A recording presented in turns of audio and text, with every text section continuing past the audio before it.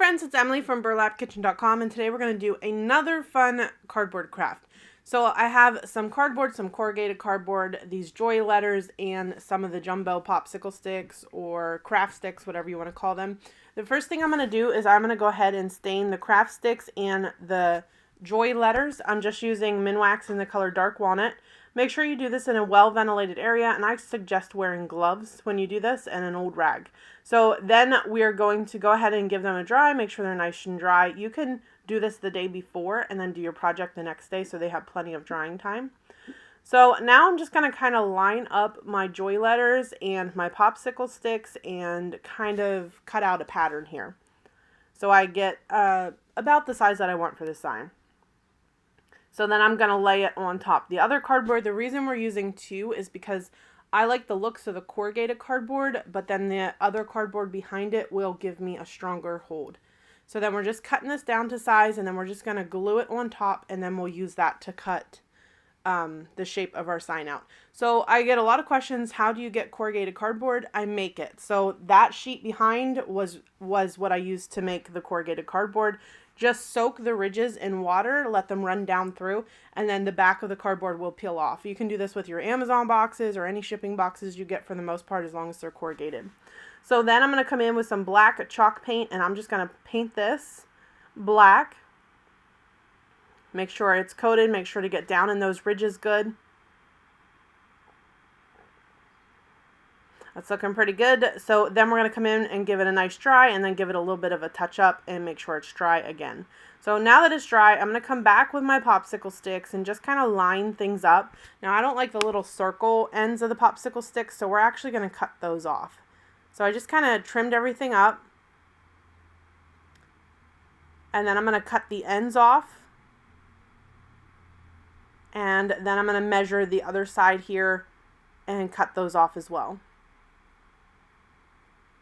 And I am using Fiskars titanium scissors. I get a lot of questions about what scissors I use to cut wood, and that's what I use. So then we're going to cut these down, and then we can start to glue these on.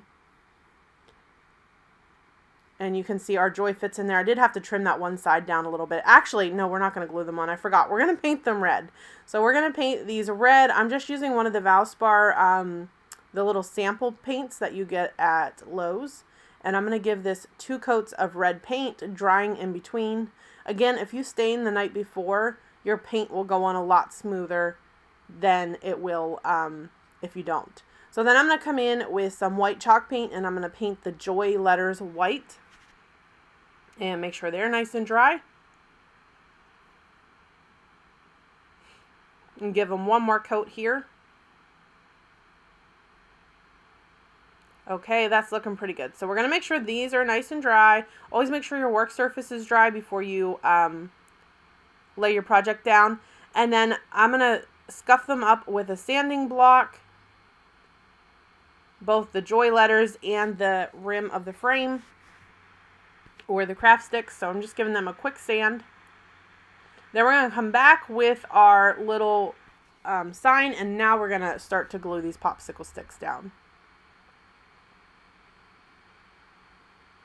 All right, that's looking pretty good. We're just lining everything up, and then we're just going to glue these down.